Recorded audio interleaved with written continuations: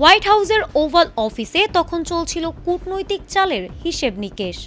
মার্কিন president Donald Trump গণমাধ্যমকে মাত্রই আশার বাণী শুনিয়েছিলেন, ইরান আলোচনার টেবিলে বসতে চায়, মধ্যপ্রাচ্যে হয়তো এবার শান্তির সুবাতাস বইবে। কিন্তু মার্কিন প্রেসিডেন্ট ডোনাল্ড ট্রাম্প যখন আলোচনার আশায় অপেক্ষা করছেন, ঠিক তখনই ইরান দেখিয়ে দিল তারা এখনও যুদ্ধের মাঠ ছাড়েনি। ওয়াশিংটনের সব হিসেব নিকেশ এক নিমিষে ওলটপালট করে দিয়ে মধ্যরাতের আকাশ কাঁপিয়ে উঠল ইরানের ব্যালিস্টিক ক্ষেপণাস্ত্র।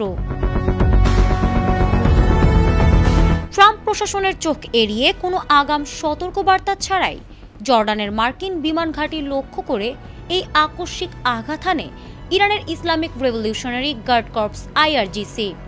আর এই হামলাকে মার্কিন বাহিনী নিজেই বলছে সারপ্রাইজ অ্যাটাক। এর মানে ট্রাম্প প্রশাসন বুঝে ওঠার আগেই চরম আঘাতের মুখে পড়ে মার্কিন ঘাঁটি।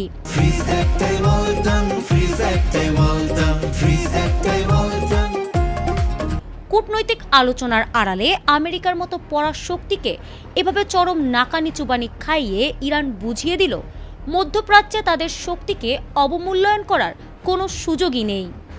আকস্মিক এই হামলায় মার্কিন প্রশাসন রীতিমতো নাস্তানাবুদ অবস্থার মুখে পড়ে।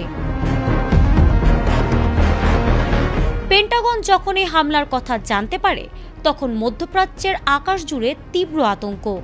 জর্ডানের মুয়াক্কাফ সালতি বিমান ঘাঁটিতে থাকা মার্কিন সেনারাও প্রথম ধাক্কায় থতমত খেয়ে যায়। পেন্টাগনের চোখ ফাঁকি দিয়ে এক বিধ্বংসী হামলা চালিয়েছে ইরান। মুহূর্তের মধ্যে গর্জে ওঠে মার্কিন প্যাট্রিয়ট এয়ার ডিফেন্স সিস্টেম। তবে মার্কিন সেন্ট্রাল কমান্ডের দাবি, ইরানের ছোড়া ক্ষেপণাস্ত্রগুলোকে মাঝ আকাশেই নিখুঁতভাবে শনাক্ত করে ধ্বংস করে দেওয়া হয়েছে। আর ওভাল অফিসে বসে স্বয়ং ডোনাল্ড ট্রাম্প লাইভ ফুটেজ দেখেছেন সেই দৃশ্যের।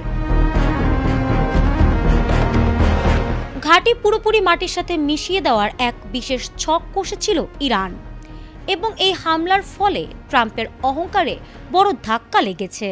এই সারপ্রাইজ অ্যাটাকের পর ক্ষুব্ধ ট্রাম্প চরম হুঁশিয়ারি দিয়ে বলেছেন, ইরানকে এর জন্য ভয়াবহ মূল্য চোকাতে হবে।